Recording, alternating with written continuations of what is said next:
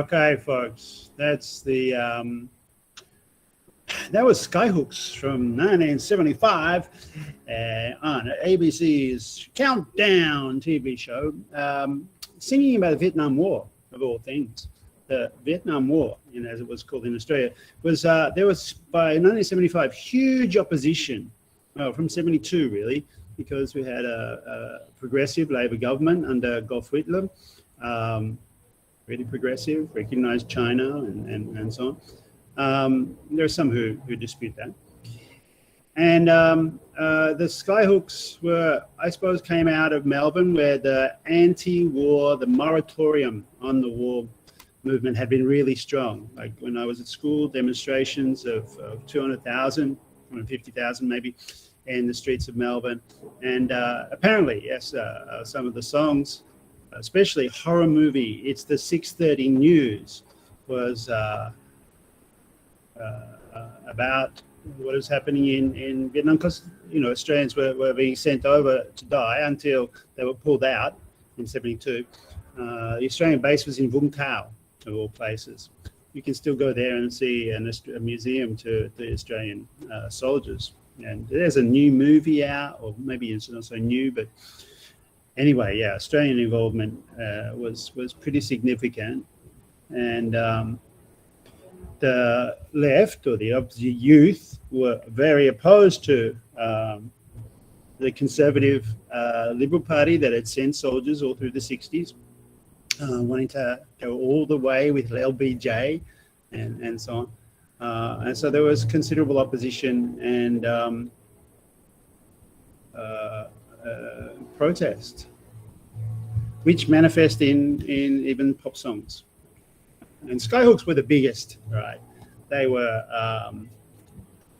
#1 pop outfit in Australia, maybe the first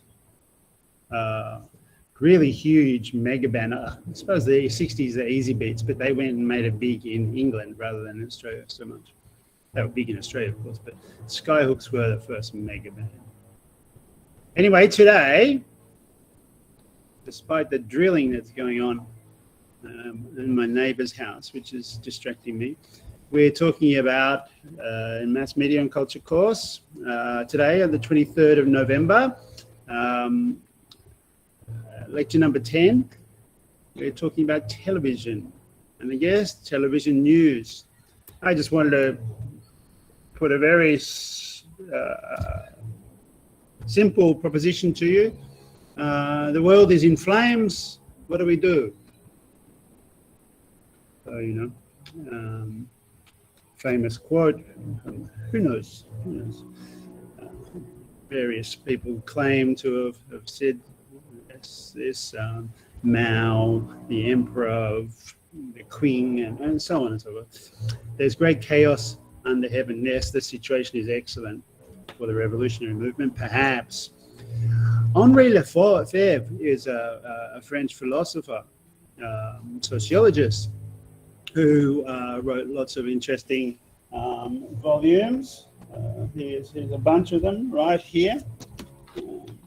The Critique of Everyday Life, The Sociology of Marx, The Urban Revolution,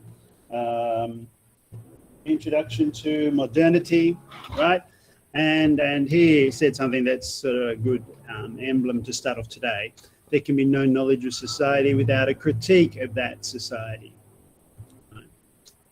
He was very focused on three things mainly: axioms of language, always looking at translation as an important frame for understanding what's going on. There's always translation, so always interpretation. The axiom of strategies. Axiom, what does axiom mean? Axioms are more like, I don't know, principles of, it's better than principles. Axiom, sort of guide or a theme. It's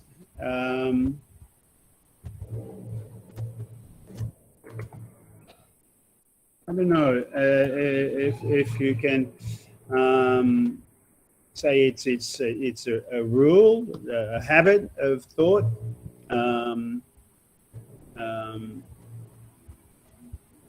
A set of assumptions, right? If you remember the anthropology course, I talked a lot about assumptions that we had to know about. So axioms is, we assume that language is an issue, and so always focus on translation and interpretation. Following Lefebvre. Axiom strategies means we assume strategic. People are always strategic. They think about their interests, and knowledge is always tactical. Knowledge is always interested. There's a German version of this, the theorist Jürgen Habermas, who wrote a book called Knowledge and Human Interests. Like, you know things because they're of interest to you. You won't.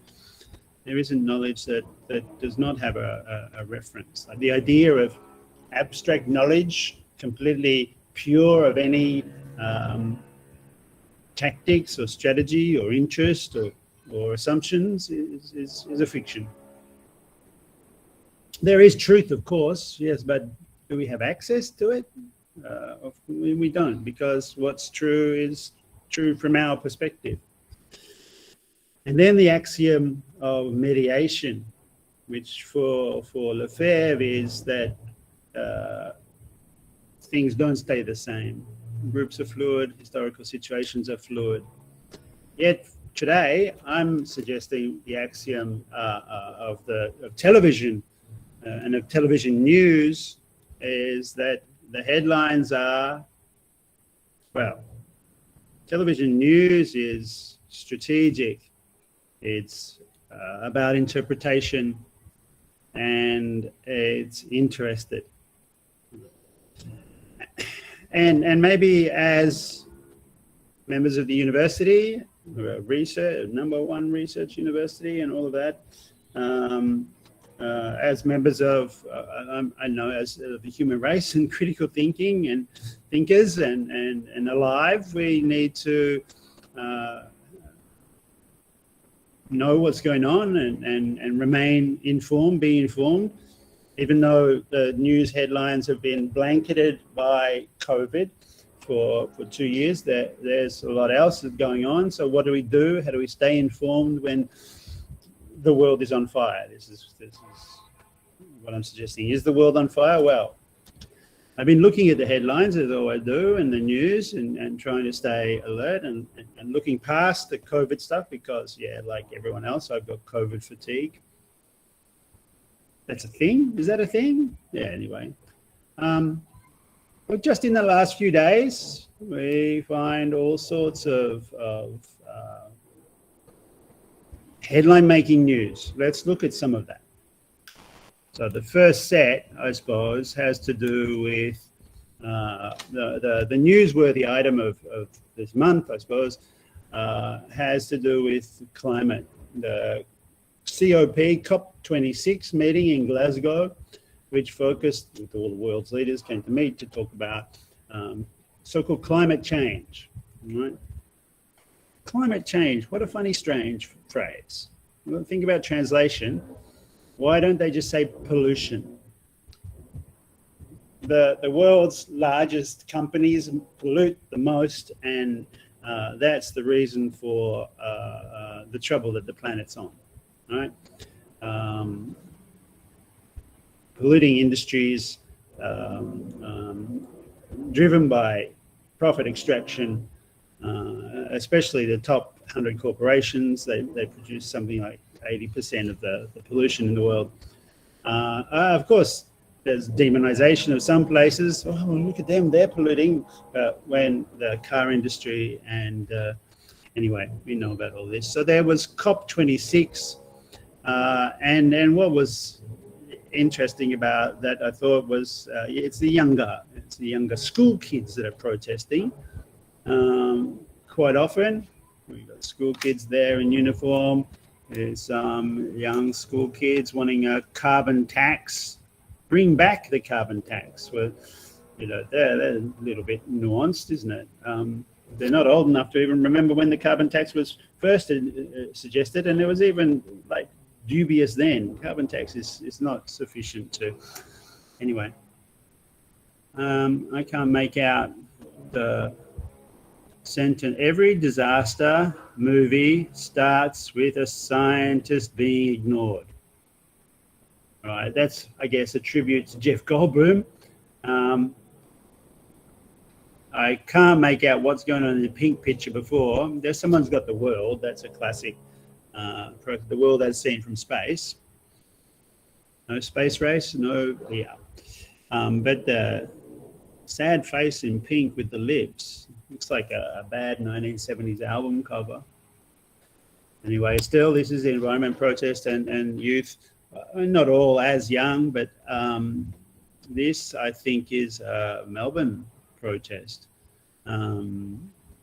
So there were protests all over the world in support of, opposed to the decisions being made in COP26 about climate policy. Capitalism is killing us, says one of those protests. Fossil fuels. Fuels, I see the pun, okay. Why someone is wearing rose-colored glasses is, anyway, let's not make fun of people for their fashion choices.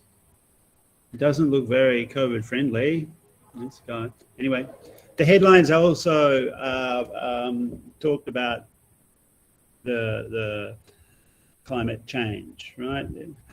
Climate change will shrink the US economy and kill thousands. I mean, that's sort of secondary. The government report warns. The New York Post is more honest about it. We're screwed. The New York Times, US climate report warns of damaged environment and shrinking economy. So their priorities are slightly different to the CNN, which was economy first and then everyone dying second. But this is the general other global crisis besides COVID, I suppose, is this slow burn, I want to say, choosing my metaphor, my language, my translation carefully, the slow burn of climate change. This is the news. Adaptation or mitigation. I guess this is, there's a whole newspaper called Climate Change News, and this is the choice. Do we adapt to destroyed planet or try and fix, destroy, mitigate? Doesn't mean fix, actually. Mitigate means lessen the damage. And what's the other headline here? The 3 most chilling conclusions from the climate report. Oh, you know, 3. Okay, good. A few more. Khan feels the heat from police over climate protest chaos. All right, that's a reference to the London mayor. Because of the protests in London at the same time as COP26. And then the classic heartthrob thing, a polar bear on a shrinking ice cap. It's sort of, yeah, that's what the North Pole looks like nowadays. No, of course it doesn't. But it's an evocative image, and everyone really loves a polar bear, even though if you ever met one, it would rip you to shreds, but by the by. It's the end of life on Earth, right? Okay, unless we change now.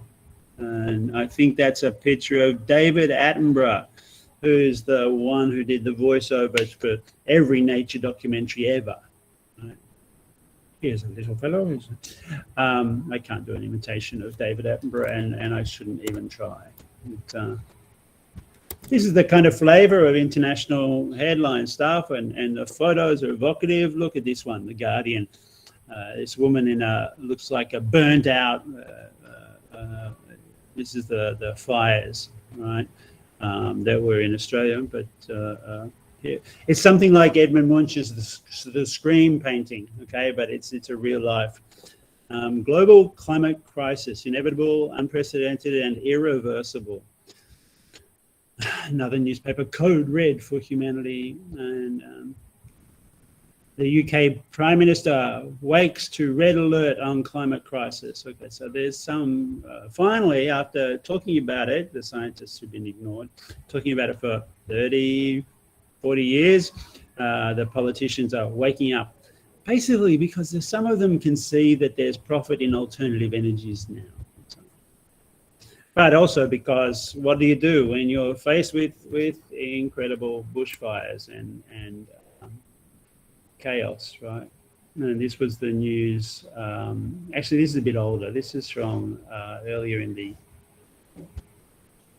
Well, this is from last year, actually. The bushfires in Australia. We're heading up to bushfire season again in Australia, so it's always a worry. I mean, it was always a worry in Australia. In 1967 and 1964 and 1967, my family's house burned down in bushfires. I mean, they've always been a big issue, but it's now with more people living out in the countryside. We lived in the forest, basically. It was, of course, dangerous. With urban sprawl, the more people having built houses inside very lush eucalyptus forests, it's no surprise that there's danger and there's flames. I mean, anyway. So there's one dimension, okay, that there's climate protests, and they've captured the headlines in the news and sparked issues. I mean, there's also interest for Vietnam, of course, because not of fires, well, maybe fires, but flood, the rising sea levels and the siltation of the Mekong and so on, and also at the same time the damming of the Mekong so that the floods don't happen. There's a contradictory thing here. More silt water but less fresh water. Anyway, that's one file, if you like, of sets of stories that are dominating the news cycle. We think about headline news. We think about these cycles. I mean, you know, whether it be newspaper headlines or television, right? What's interesting about the way in which these cycles work, and these I mean, this one I picked only because of the flames, but while we're here, let's just look at this image a little bit, because it's the forest. It doesn't look like a eucalyptus forest, actually. They look like fir trees. But what I know is a few things. It's a channel. It's a logo for ABC 7 Eyewitness News. ABC, this I guess is in America, right? On Scene TV is presenting it. I suppose they've got the images originally, and then they've been syndicated to ABC, which is a large corporation who have branded it with their own station ID. Right? So in between us as viewers and the fire, there is a mediation of the news providers who have these logos and strap lines and things to present this information to us. We should pay attention to this because it's important. It mentions that it's eyewitness news twice, right? It's the channel that does eyewitness news, and then they say eyewitness news, fire fears spark evacuation warnings, right? So they're warnings about possible evacuations, whatever. And it's breaking news, which gives it a sense of urgency, right? And eyewitness suggests that, you know, we the station, or they, the station, allows us to, as the viewers, to witness it, to see it with our own eyes, right? Assuming this is not a horror movie, this is a real footage, which we have no reason to doubt. They do have to brand it as eyewitness news so that we can distinguish it from the movie about the fire or whatever that's on the other channels. And breaking news gives it the sense of urgency, so you shouldn't turn off, you should stay on. That's what a strapline is really designed to do, is to keep you viewing, to keep your attention. The TV stations know full well that you've got a remote control in your hand, or you're watching it online, and you can skip, you can change to any other station.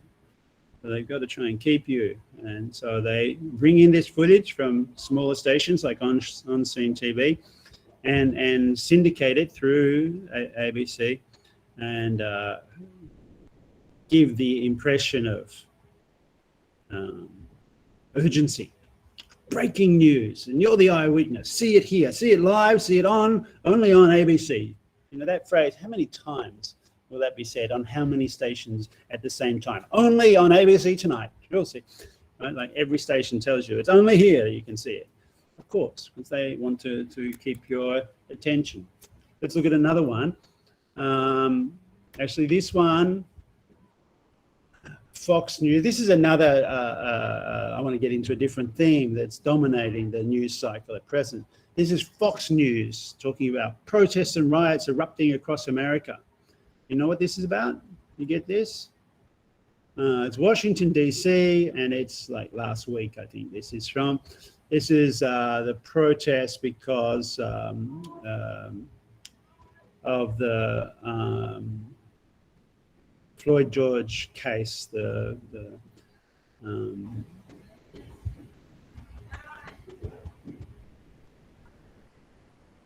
lack of prosecution, or the lack of protests around Black Lives Matter, basically.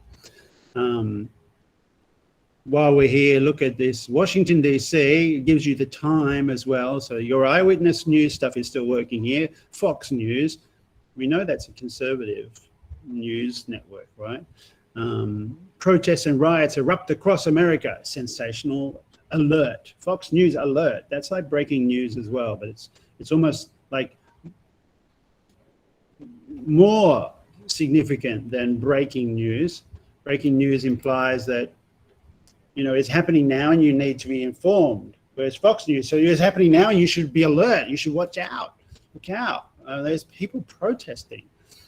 Protests and riots, not just protesting, they're rioting, and they've erupted like volcanoes across America, when in fact what happened was a white cop was not prosecuted to the full extent of the law and having killed a... All right, NBC, which is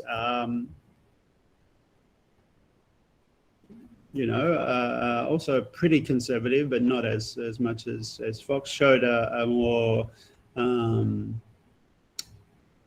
let's say less sensational moment. They didn't brand it as breaking news, and it just shows a protest with a variety of people with homemade signs, which indicates that it's not, you know, just the socialist workers left wing kind of, or the Revolutionary Communist Party or whatever. It's not just one organized troublemakers. It's homemade signs indicate widespread participation from normal people.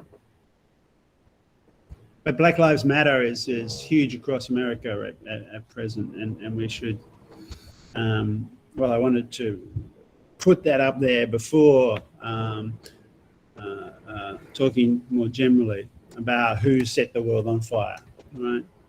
So this is a classic strapline as well. The Financial Times last year, for example, had a headline that said HK flare up. So we know HK is Hong Kong flare up, and protests are usually about fires, right? So at the same time we've got climate change, but at the same time we've got Black Lives Matter. The Black Lives Matter is an erupting, it's a slow burn, or it's a rapid riot,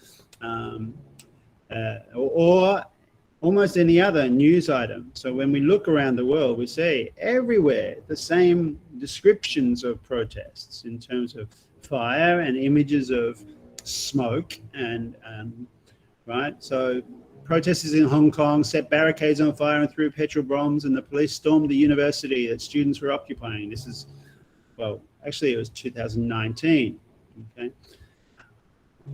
I was just taking that because that's a good example of the BBC blocked in Vietnam, but a good example of why we should be suspicious about, we should be questioning the way in which they use language and translate or break the news or the alerts. Where do we look? I'm going to look at Hong Kong, Bolivia, Chile, Ecuador, Lebanon, Turkey, Syria. I can't remember what else I've got. I've got Paris. I've got a whole bunch of images. Let's start here. Just this week, Austria, there are huge protests in Austria. You know what they're about?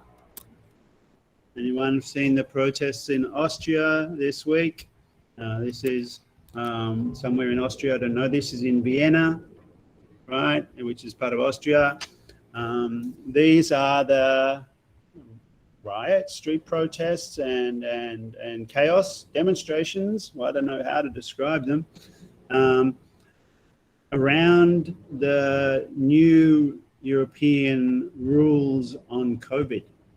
All right, so I kind of said I was going to see underneath COVID, but here's a unavoidable aspect of this week, I suppose, is that the news is full of these protests of people who do not want to have the government inject them with the vaccine because they don't trust the vaccine. Kontrolliert die Grenze nicht euer Volk. Nicht euer Volk. Control the Grenze. What's the Grenze? I guess the virus, probably. The disease. Don't control the people. Nicht euer Volk. This is German. In Vienna, right? Die Grenze. I mean, my German isn't so perfect, is it?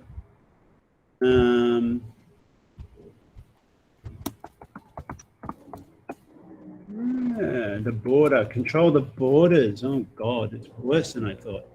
Control the borders, not the people. All right, so it's pretty right wing that control the borders of Europe. Don't control the people with this vaccine. But that's ultra right wing, isn't it? I mean, Austria is kind of known for the right. The reason they've chosen this photo, I suppose, is blue smoke rather than orange. Right? It is because the guy is making almost a Hitler salute, but he's not. He's just holding up well, how interesting. He's got a can in one hand that's a flare, and the other hand he's got his beer. Of course, someone's taking a camera image of it. We can't read the posters. That's so interesting. Everyone's photographing him, Austrian flags in the background, and I'm not sure what the building is, but yeah, it looks pretty civic building and classically Austrian. It could indeed even be the same building that we see in this one. But all over Europe right now, there are right-wing conservative protests against the imposition of vaccines. In Brussels this week, where we also saw significant protests of people opposed to having to have mandatory vaccines or it's a real phenomenon. People are out protesting against the vaccine, which is incomprehensible, and even from here as well. I mean, not just not just right-wing places, I suppose, but yeah, Austria, Brussels is a modern European city. Rotterdam and Amsterdam, there's been cases, and Australia, there's huge protests there as well against the Victorian premiers, Dan Andrews, decisions to impose strict regulations, right? The Grim Reaper of Victoria and a rat. I mean, he's the Prime Minister, or what do they call him? Premier, the Premier of the state of Victoria, which is 1/7 of one of the 7 states of Australia. In Australia, it is also recognised to be a white supremacist, far-right set of protests that are the anti-vaxxer movement, anti-vaccination, and then they claim a long tradition of being opposed to people taking the measles vaccine and so on. But it's really caught on, even though, right, I think Australia-wide, the vaccine take-up is something like 90%. Certainly 90%. I saw a stat this morning that said 90% of people over 12, I think it was, have had at least their first shot. So this is a small percentage, but they're filling up Sydney. This is Sydney, just this month. You see the Australian flag there, but you also see other versions of the Australian flag. The blue and white one with the stars is the revolutionary Kalkadoon flag, the Eureka Stockade flag. But it can manifest as a right-wing thing as well. And they're talking about freedom, freedom, freedom, like morons. Repeating it over and over doesn't make you free. That makes you just habitual. Anyway, there's that. I did mention Hong Kong. I wanted to hang on to this image of fire because bringing it forward, we know the Hong Kong protests from 2 years ago, this month, started, and it was an umbrella movement, right? The photograph of the burning umbrella really was on campuses in Hong Kong was worth keeping. And this is the Financial Times photo saying petrol bombs in the front line, you know. And they've had pictures of all the different universities in Hong Kong having this. Two symbols, basically, umbrellas and fire. You know, umbrellas don't really, well, anyway. But it wasn't just the universities in Hong Kong. What else I've got from 2019? Protests against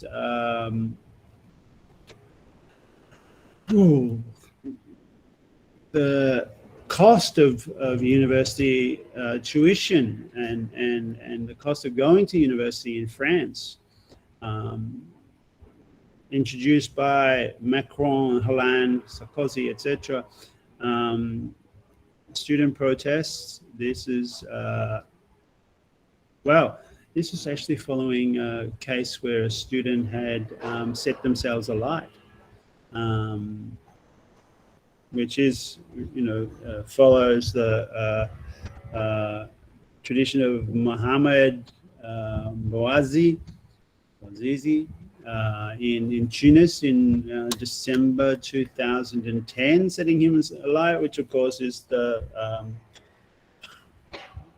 classic moment with the monk here in Saigon in 1966, setting himself alight. So yeah, the fire, right? Fire even they don't even have to show fire to imply that the streets are burning or some people are burning or there is things are on fire. What else?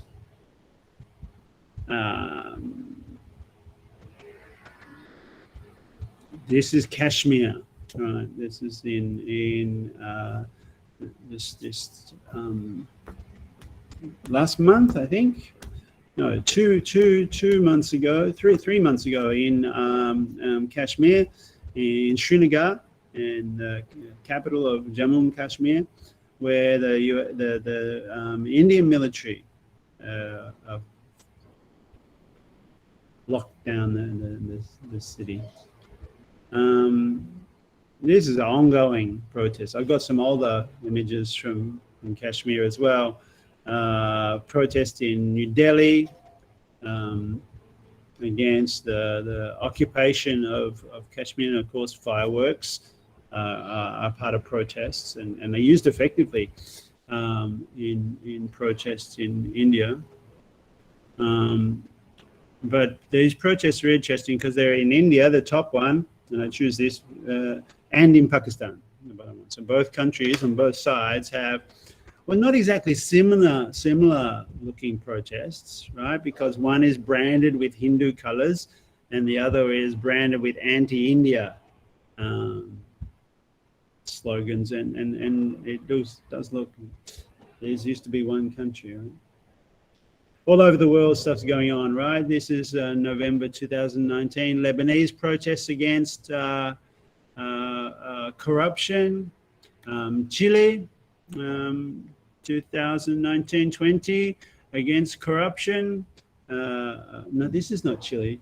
This is Peru. And then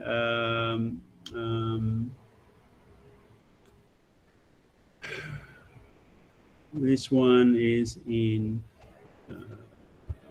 Kosovo, I believe, yeah, and so on, etc. There's challenges to protest against government and government corruption in particular.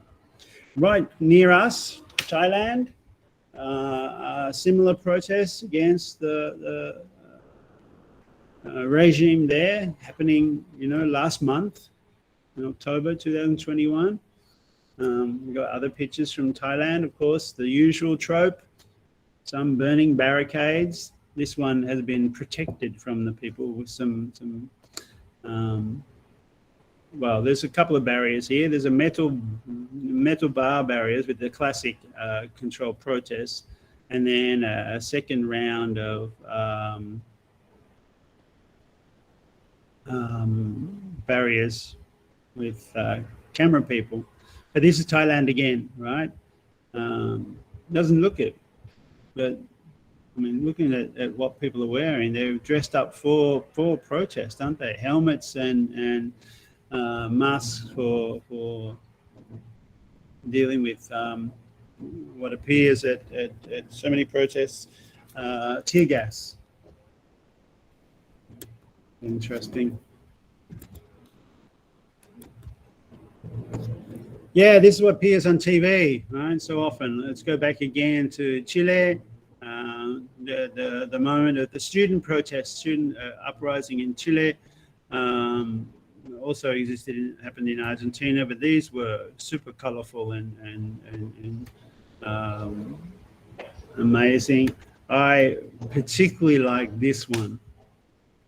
I mean, look at this image. There's the people hiding behind a barricade because I guess they're being sprayed with water from a water cannon device in the street where there's lots of rocks been thrown around. So there's been that confrontation with the police.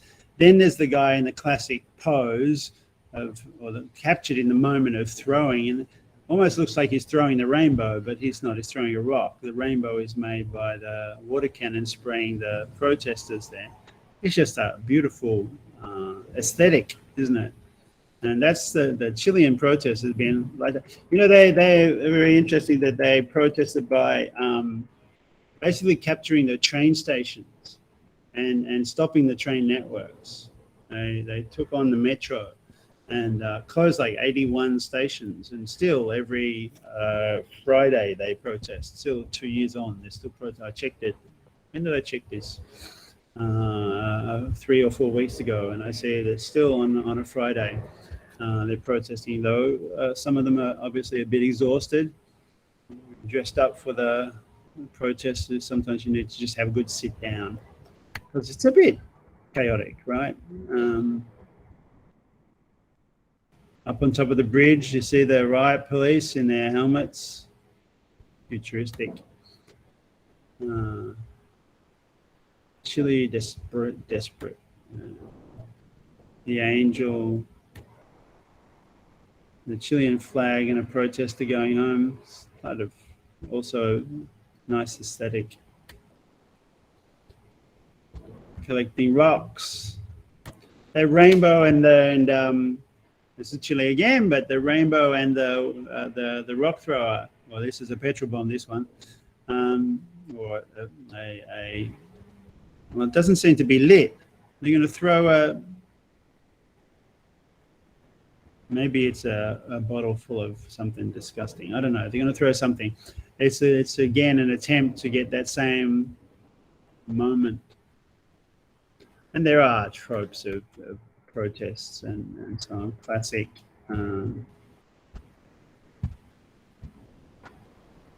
I don't know what's going on there. I was just collecting at this stage, colourful pictures of what else is happening in our region, Myanmar. Okay, this is also just recently in September. There's the continued crackdown of the military junta against the protests in Myanmar. Been going on for quite some time. Right, there's the launch of the defensive war against military junta, but there's the burning of towns in the northwest, and pretty horrific stuff. Protests against Nigeria against corruption. Protests against corruption in Nigeria when? This is July 2021 against corruption. Protests in India against corruption in September. What else is going on? I mean, there's a whole series of protests against corruption, right? So we've got these chilly ones. Where did we start? Thailand, right? Yeah. So Thailand, Chile,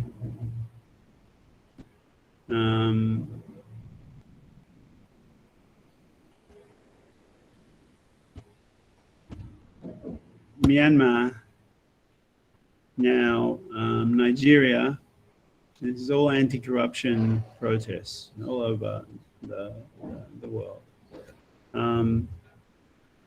Yeah. Where the corruption is rife, though, I think it's anti-corruption in the UK. Shameless MPs sink back into sleaze. PM accused of corruption as rules on sleaze turn up. This is Boris Johnson. At COP26, somebody's photographed him, funnily as a cop. The COP26 protests, again, have come back to them. We couldn't avoid it in a way, but the environmental stuff is strong. But on all sides of the world, and anti-environment destruction protests exist in as far apart as Glasgow for COP26. But on the other side of the world, Bougainville, near the Trobriands, right, near North Solomons, in Papua New Guinea, protests there, which are a part of the election process in Bougainville, which has had a war because of a copper mine run by CRA, all under a rubric of environmental process and process against corruption. I guess we should also look at the problems with getting the news out. Facebook bully. The Prime Minister condemns, right? This is the Australian Prime Minister condemning Facebook to try and deflect his corruption protest. I'm not saying that Zuckerberg and Facebook aren't worth condemning, but even you being accused of corruption, your best defense is to accuse somebody else. So that's to deflect the protests. Although the protests are pretty strong in Australia as well as England. This is Melbourne's version of Extinction Rebellion, ER, which exists in the UK as well. Extinction Rebellion in lots of different countries, in fact. So we have a range of different kinds of headline, different kinds of media, different styles of presenting what's going on. But the theme of things being on fire, I can't emphasize this enough. This is what we would love it to be all about rainbows and niceness, but it's about pretty horrific desperation.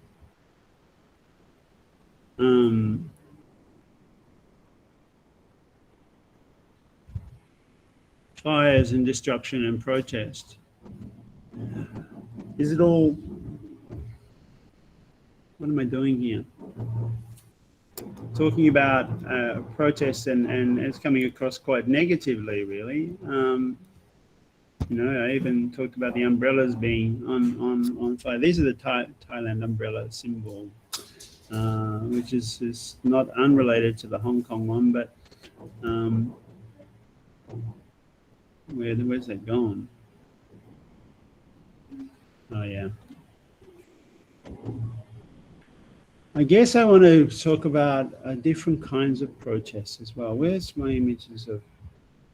Well, I'm inspired by this kind of a scene where the people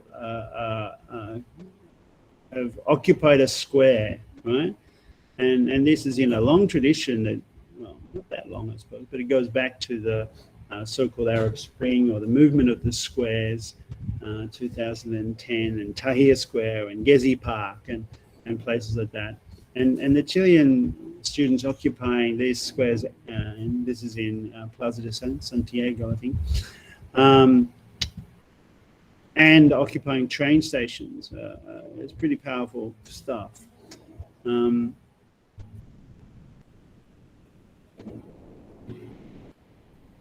But it's also performative, and really the dilemma here is that if you can't get a image of smoke or rainbow or fire, you don't really get any press, right? A polite protest doesn't make headline news.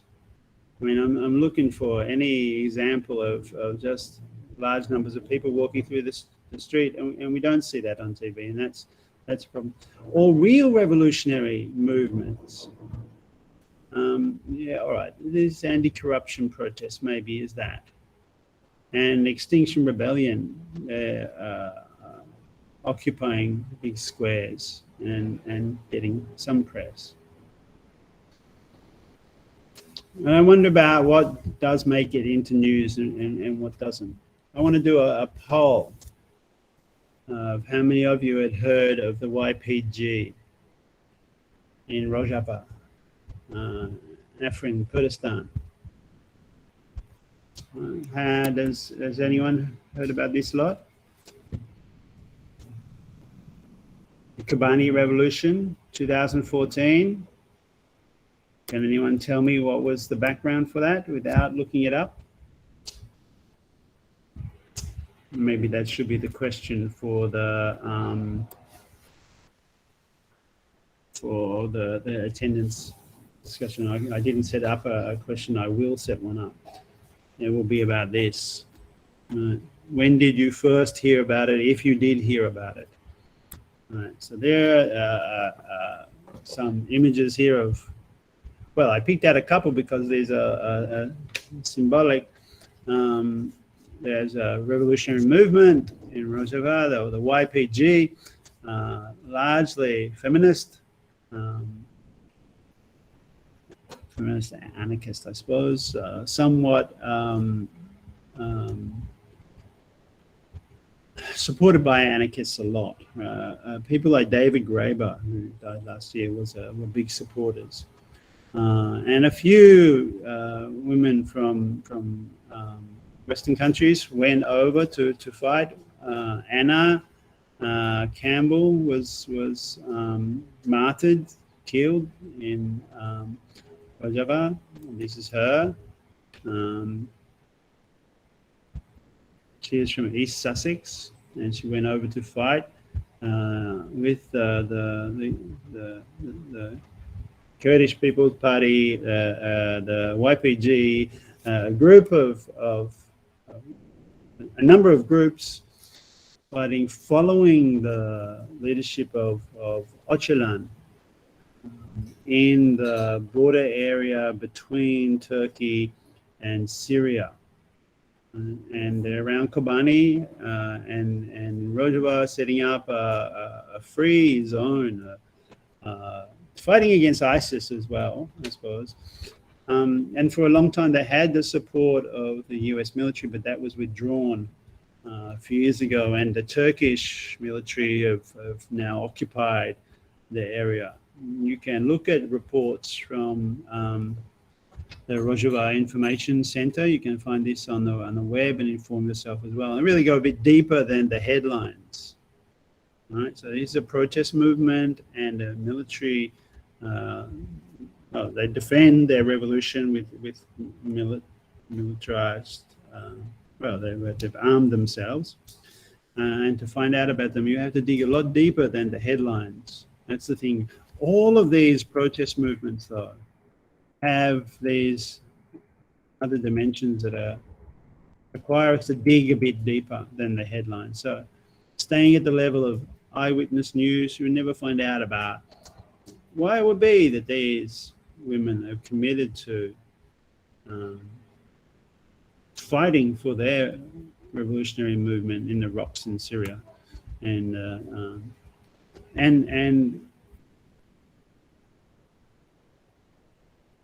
well, I kind of wanted to present these because no doubt there is an element of thematic, strategic language, Lefebvre's three axioms, right? Knowledge about and the strategy of and the translation, the image, the language here, the language of this photo, right?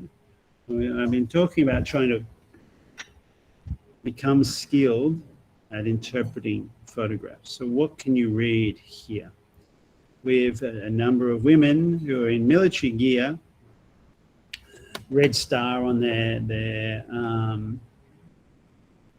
lapels, certain color to their scarves, head coverings often, but giving a peace symbol and smiling with weapons. There's a certain channeling of a classic revolutionary women's image, right? Vietnam has the lock on glamorous women with guns, right? Pictures of that from the war, but they've also updated that for contemporary times. I mean, this is the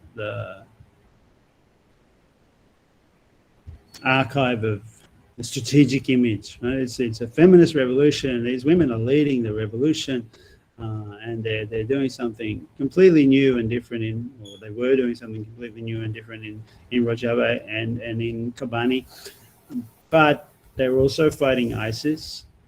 And then the US withdrew its interest in the area, and Öcalan is in the custody of Erdogan and Turkey. And Turkey moved into the area and occupied with several hundreds of people tortured, killed, and any of the stuff that you read now from the Rojava Information Center is pretty grim reading, actually, because this area is occupied, and you see the state of the occupation, the headlines there, North and East Syria's area regions, how many deaths, beyond Rojava, North and East Syria's political and social strategies. So strategic is important. So the thing to do about all of these protests that I'd mentioned earlier, Extinction Rebellion, Myanmar, Chile, Thailand, Hong Kong, COVID, or environment, is to think in terms of what the language is that they're evoking, what their strategies are, and how they get onto the media, I suppose, by evoking this language. But really, what is the knowledge that we have about it? Do we just have a surface knowledge of that we get from image and reading the headline, or have we drilled down to inform ourselves? And without drilling down, really searching out the information services that provide detail about these protests, you are only doing a slideshow like I've just done, basically. Pretty pictures of fire and smoke and the world being on fire. We haven't really, we know what corruption is, sure, and we know that what the general parameters of a protest against corruption will be, but we haven't dug in to see what it was in Lebanon. And you can, that information is available. Have a read of the work of Ghassan Haj, the anthropologist Ghassan Haj, whose book's just out on Lebanon right now. I mean, we can do the work, but we have to do the work to get beyond the headlines. And the trouble with our Facebook world, I think these days, is not that we need to block Facebook, but the Facebook doesn't inform enough.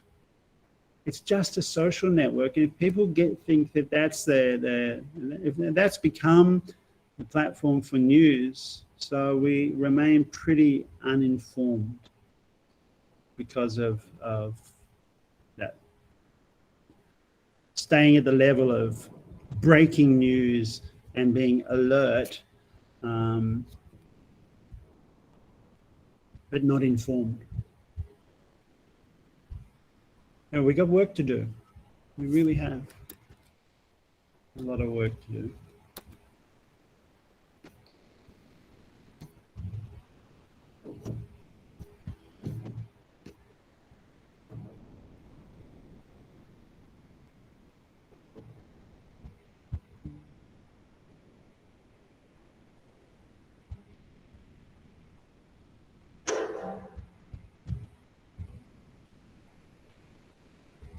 All right.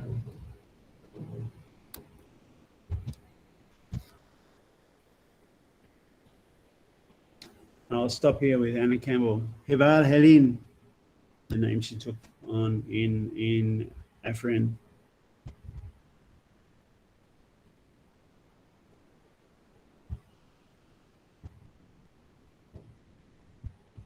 So what we'll do now is